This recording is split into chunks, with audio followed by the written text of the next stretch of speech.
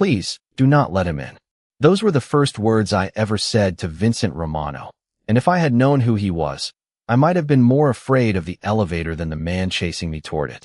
I was running barefoot through the marble lobby of the Halston Grand just before midnight, carrying one broken heel in my hand while the other lay somewhere on a rain-soaked Manhattan sidewalk.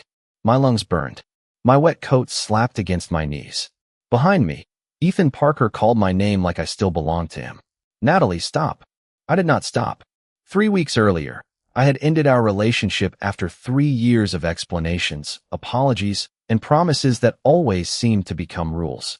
Tonight, he had appeared outside my office and insisted we talk. I said no. He followed me anyway. My phone vibrated inside my purse for what felt like the 100th time. I ignored it. 20 feet ahead, an elevator chimed. The brass doors opened, revealing 3 men in dark suits. 2 stood toward the back. The third stood near the controls, tall and perfectly still, with dark hair, a charcoal suit, and the kind of expression that made silence feel deliberate. The doors started closing. Wait. I ran faster. A hand stopped them. I stumbled inside, catching myself against the polished wall. Thank you. Then I looked back. Ethan had entered the lobby. He was maybe 30 feet away and coming straight toward us. My stomach tightened. Please, I said, turning to the stranger beside me. Do not let him in. The man's eyes moved past me toward Ethan. He did not ask who I was. He did not ask what Ethan had done. He simply watched him approach. Natalie. Ethan was 20 feet away now. The stranger pressed the close button. The doors began sliding together. Ethan kept coming. 15 feet. 10. I could hear my own breathing over the soft music in the lobby. Hold the elevator, Ethan called. The stranger did nothing. 5 feet.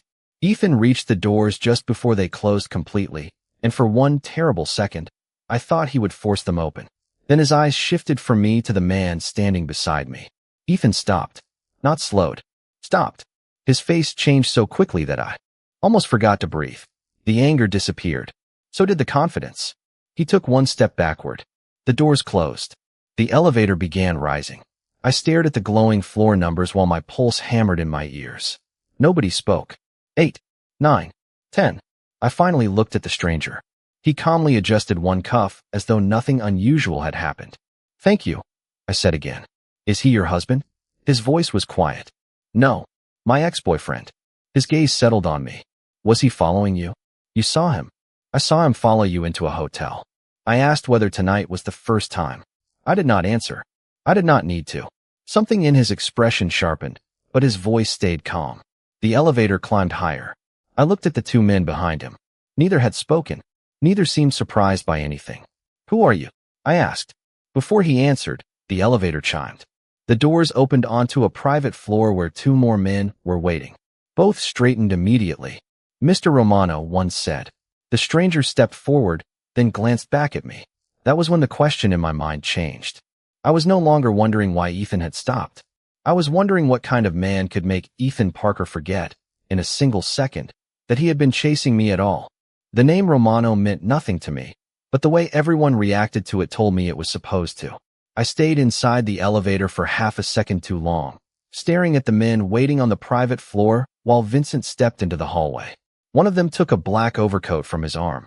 Another spoke quietly into an earpiece. Nobody asked why a barefoot woman with wet hair and a broken shoe was standing behind him. That somehow made everything stranger. Vincent glanced back. Are you coming? I folded my arms. Where? Somewhere you can sit down. I am fine standing. His eyes dropped briefly to my bare feet. Clearly, under different circumstances, I might have laughed. Instead, my phone vibrated again. Ethan. I looked at the screen. 12 missed calls.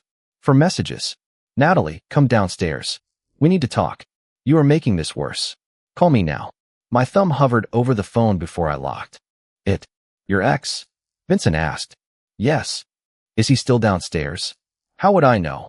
Vincent looked toward one of the men. Marcus. That was all he said. Marcus immediately walked toward another elevator. I stared after him. What did you just tell him to do? Check the lobby. I did not ask you to do that. Vincent met my eyes. You asked me not to let Parker into the elevator. My stomach tightened. I never told you Ethan's last name. Silence settled over the hallway. Vincent did not look surprised that I had noticed. You know him. I know of him. That is not the same thing. No. Then explain it. Vincent studied me for a moment. Not in the hallway. He gestured toward a set of dark wooden doors 20 feet away. I did not move. I am not going anywhere with you until you tell me why Ethan looked terrified when he saw you. One of the men nearby shifted his gaze toward me, as though people did not usually speak to Vincent that way. Vincent barely reacted. He was smart enough to recognize a situation he should walk away from. That still does not tell me who you are. Vincent Romano. I already heard that part. Something almost like amusement touched his face. You ask a lot of questions for someone who ran into an elevator with 3 strangers. I had limited options. You still do. Before I could answer, Marcus returned.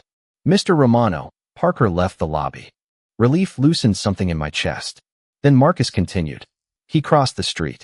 He is sitting in a gray sedan facing the hotel. The relief disappeared. Vincent looked at me. Does he normally wait for you like that? No.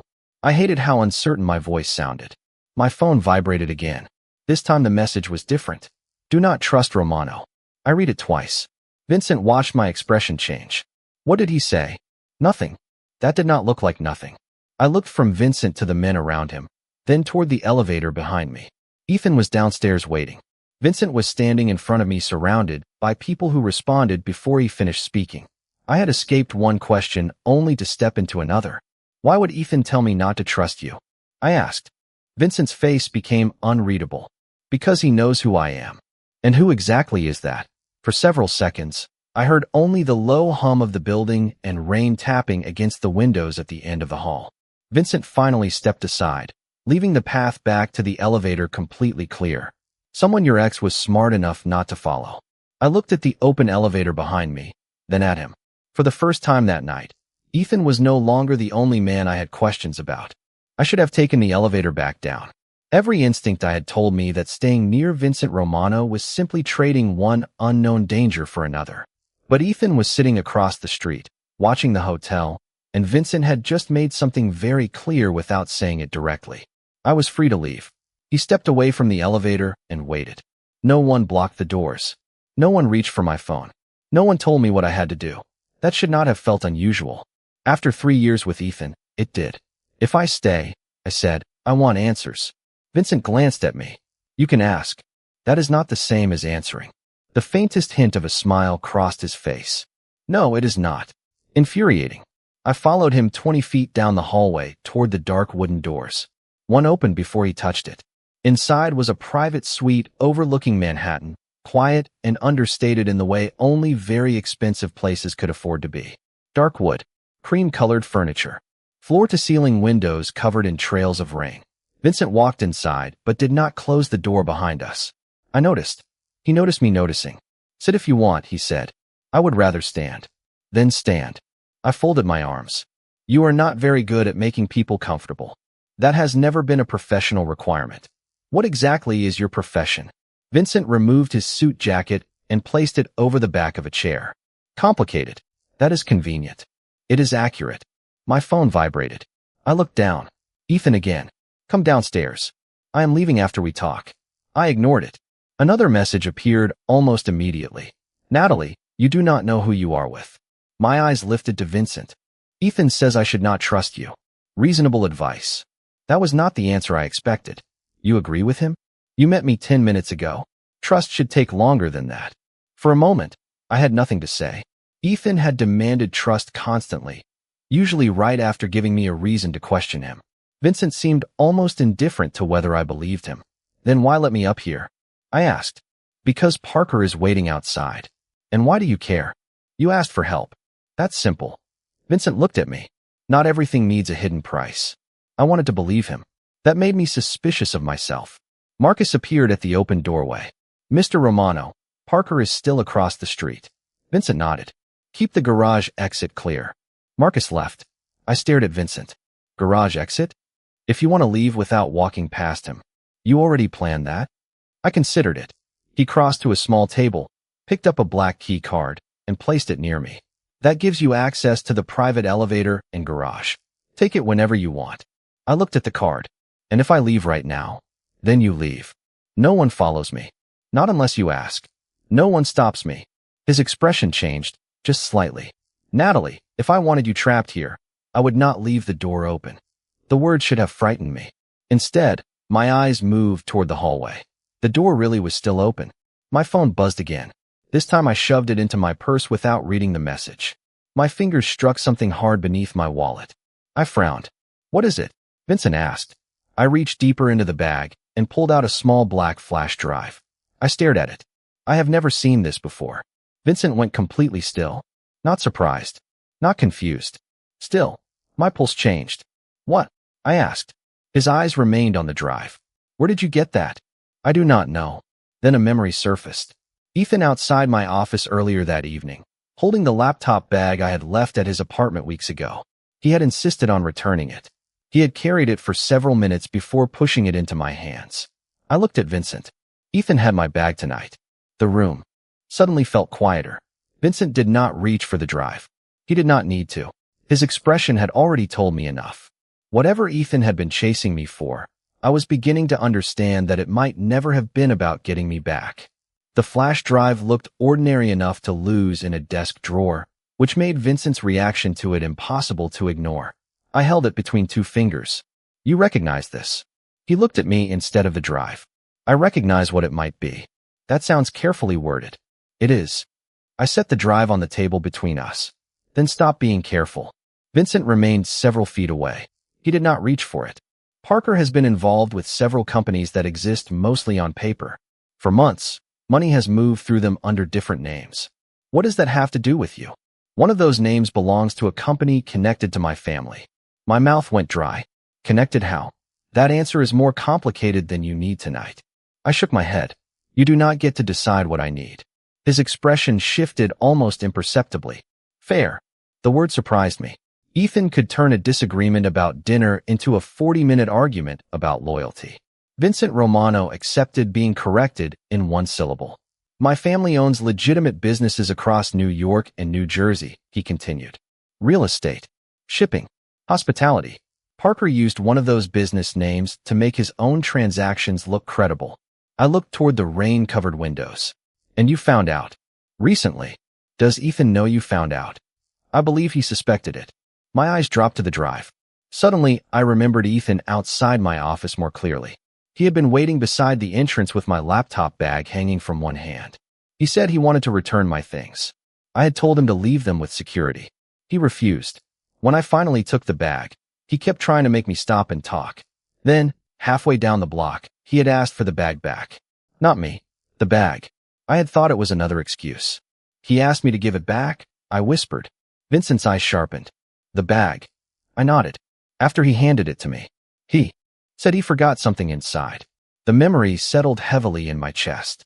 I told him I would mail whatever it was. That was when he started following me. Vincent glanced at the drive. Then Parker probably realized too late where he put it. My phone vibrated again. I pulled it out. Natalie, I need what is in your bag. Nothing else matters. I stared at the message. There it was. 3 years of history reduced to one sentence. Not I need you. Not please come back. My bag. I turned the screen toward Vincent. He read it without touching my phone. Now we know, he said. Know what? Why he is waiting. I looked at the drive. Can you tell what is on it? Not by looking at it. Can someone here open it? Probably. Then do it. Vincent did not move. That is your decision, not mine. I almost laughed from frustration. You know more about this than I do. Which is exactly why you should decide. I stared at him, then at the open doorway behind us. If we open it, what happens? That depends on what is there. And if I walk out with it? You walk out with it. Even if you want it. Silence. Vincent's eyes held mine. Even then, I picked up the drive and closed my fingers around it. Ethan had spent years making every choice feel like something I owed him. Vincent clearly wanted what was in my hand, yet he stood across the room and refused to take it. That difference frightened me almost as much as it reassured me. Open it, I said. Vincent nodded once and called Marcus. 10 minutes later, a laptop sat on the table. The drive was encrypted. Marcus asked whether I knew any passwords Ethan might use. I tried his birthday. Nothing. His college team. Nothing. Then I remembered the phrase Ethan used whenever he talked about success. Try Bennett first.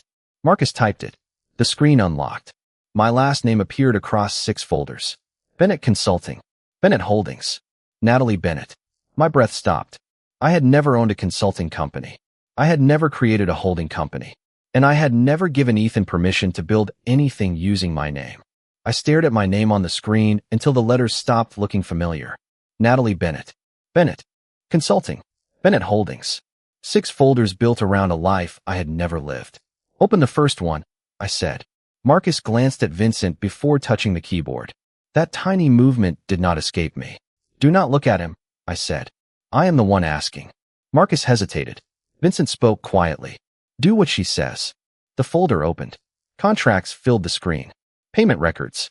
Property documents. Electronic signatures. My home address appeared beneath the name of a company I had never heard of. I leaned closer. That is not my signature. Marcus opened another file. Same name. Same address. Another signature that looked close enough to mine to fool someone who had never watched me sign a check. My chest tightened. How long has this been happening? Marcus scrolled through the dates. About 11 months. 11 months. I thought about Ethan borrowing my laptop because his battery was dead, asking me to confirm security codes because a package was coming, telling me a form was connected to apartment insurance. Little moments I had forgotten because none of them seemed important at the time. He used me. My voice came out quieter than I intended. Vincent remained across the table. It appears that way. Appears. I looked at him. My name is everywhere. Then your attorney needs to see everything before anyone else makes decisions about it. I blinked. My attorney? Yes. Not yours. No. Marcus opened another spreadsheet. Several company names appeared in one column, including Romano Maritime Holdings. Vincent's expression changed. Barely. But I saw it. There, I said. That is what you wanted. He did not deny it.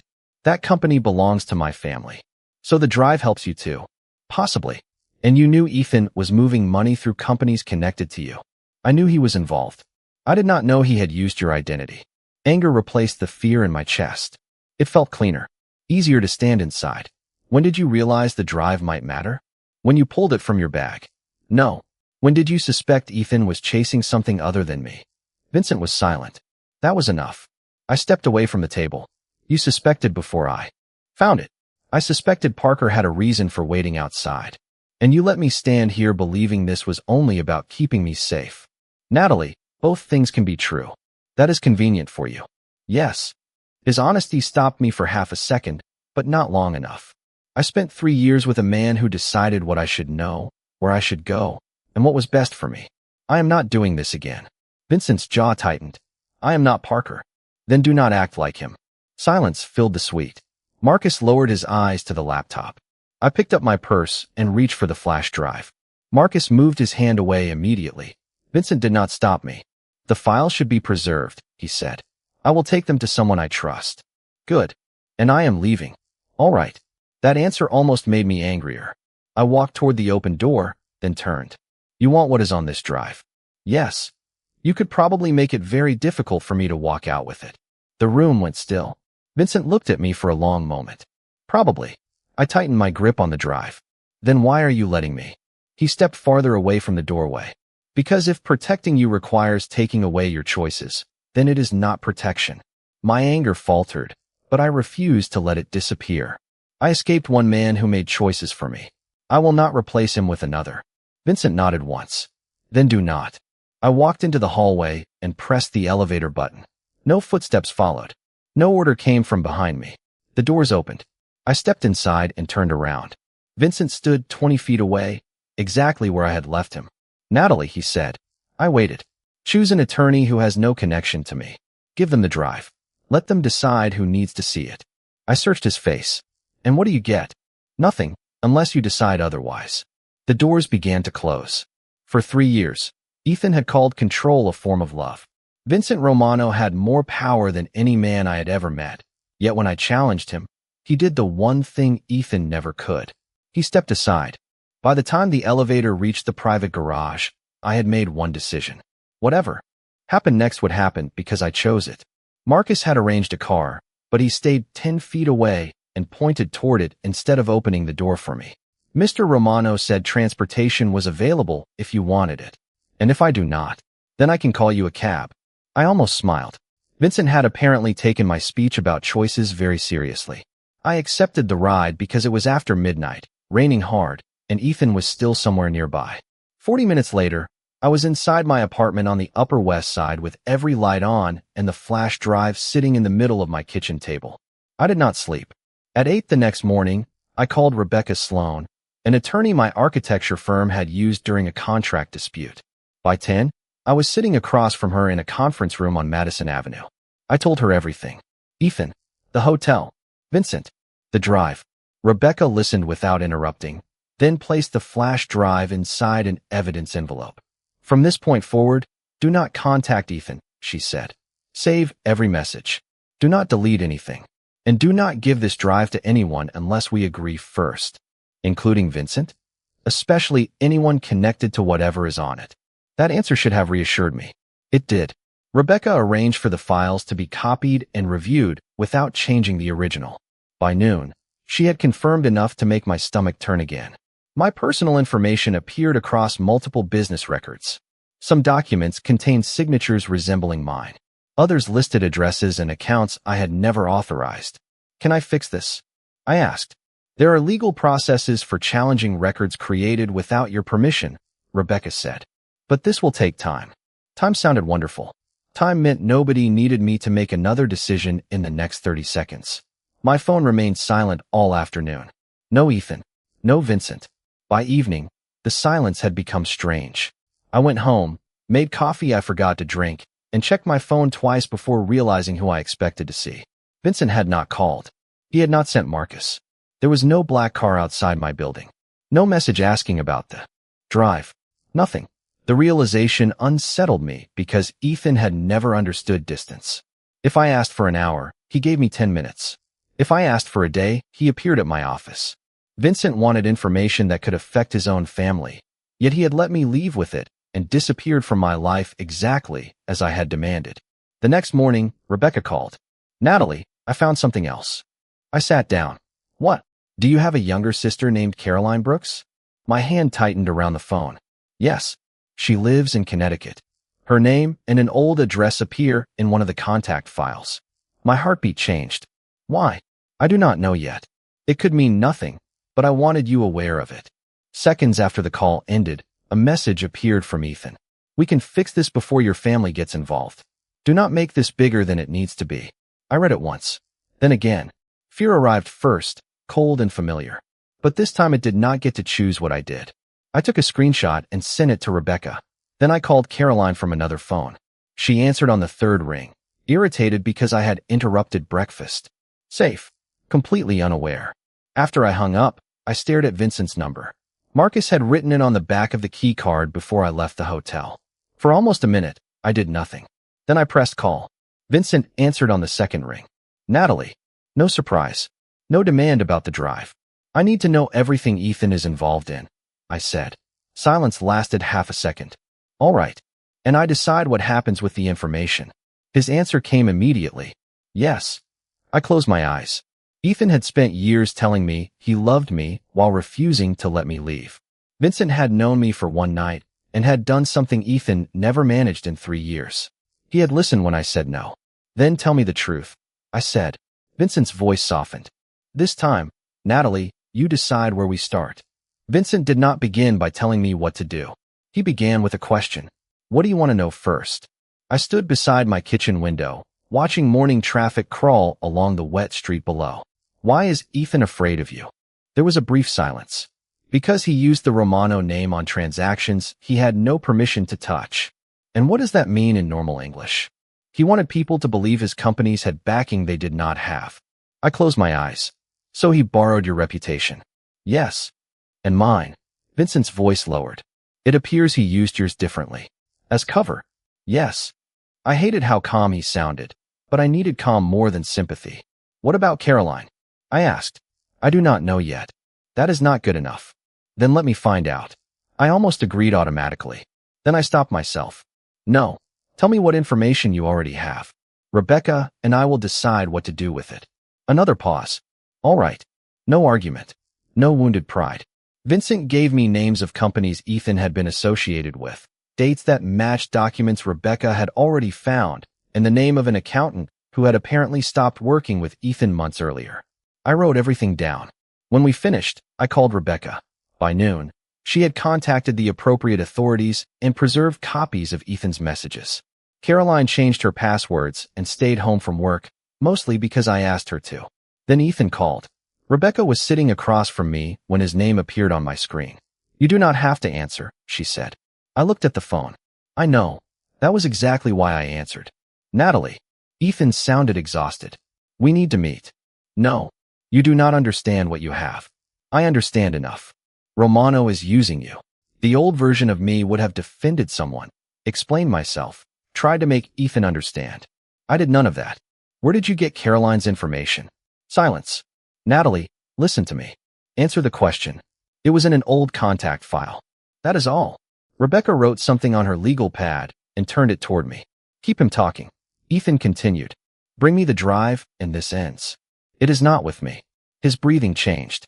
"Where is it?" "Somewhere you cannot erase it." He went quiet. For the first time in 3 years, Ethan had nothing to say. "Meet me at the cafe on Hudson Street," he finally said. 1 hour. "Come alone." "No." "Natalie." "No." I ended the call. My hand trembled, but only after the screen went dark. Rebecca immediately documented the conversation. We shared the meeting location and the information we had gathered with the people handling the case. Then I called Vincent. "Ethan wants me at a cafe on Hudson Street." His response was immediate. "Do not go." My jaw tightened. "I am not asking permission." Silence. Then his tone changed. "What do you want me to do?" That question mattered more than he knew. "Tell me whether the cafe means anything to you." "Give me the address." I did.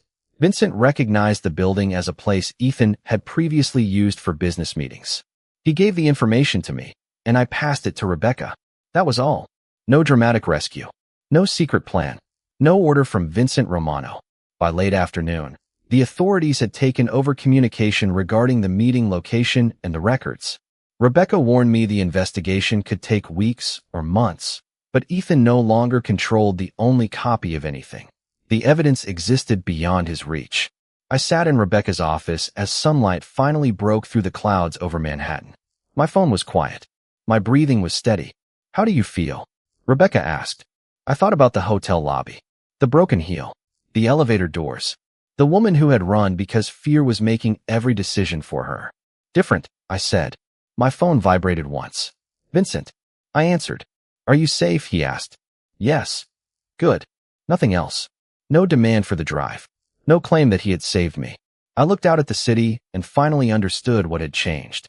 Vincent had power, Rebecca had the law, and the authorities had the evidence. But the decision that started all of it had been mine. Ethan had spent years convincing me that I needed someone else to tell me what was best for me. Today, when fear came back, I did not run toward another man and ask him to save me. I stood still, chose what happened next, and saved myself. 4 days passed before I saw Vincent again, and during those 4 days, nothing dramatic happened. That was exactly what I needed. Rebecca handled the documents. The authorities handled their questions. Caroline went back to work after changing her passwords and making me promise to stop calling every 3 hours. Ethan did not contact me again. Vincent did not either. I returned to my office, answered emails, reviewed construction drawings, and spent an entire Tuesday arguing over whether a hotel conference room needed 6 inches more clearance near a service door. Ordinary problems had never felt so beautiful. On Friday evening, Rebecca called to tell me the records were now where they needed to be and that the process would probably take time. "You did the right thing," she said. After we hung up, I sat alone at my desk and stared at Vincent's number. I did not need information. I did not need protection. For the first time, I simply wanted to see him. That realization frightened me more than I expected. I almost went home. Instead, I took a cab to the Halston Grand. The lobby looked smaller when nobody was chasing me through it. The marbles still reflected the gold ceiling lights. The elevators still chimed softly. I stood exactly where I had lost my shoe and wondered how a place could hold 2 completely different versions of the same person. "Miss Brooks," Marcus approached from across the lobby. "Mr. Romano is upstairs." I did not ask. Marcus smiled. "No, you did not." He walked away. I laughed under my breath and pressed the elevator button myself. When the doors opened on Vincent's floor, he was standing near the windows at the end of the hallway. Alone. He turned when he heard me. Surprise crossed his face before control returned. "Natalie." You sound confused. I was not expecting you. Good. I walked toward him. I wanted at least one advantage. That faint smile appeared. You have several. Name one. You are here because you chose to be. The word stopped me. Vincent opened the suite door, but did not enter. Coffee, he asked. Is that all you offer people who appear unexpectedly on your private floor? Sometimes water. Very generous. This time he actually smiled. We went inside. The door remained open. I noticed, just as I had the first night. You have not called, I said. You asked me to stay? Out of your decisions. I did. So I stayed out. I looked at him. Was that difficult? His answer came without hesitation. Yes. The honesty landed quietly between us. Why? Vincent looked toward the city. Because I wanted to know you were safe. Because I wanted to know what happened with the records. And because I wanted to see you again. My heartbeat changed. He continued before I could speak. Wanting something does not give me the right to take it. I thought about Ethan. Every request had eventually become pressure. Every concern had become permission to interfere.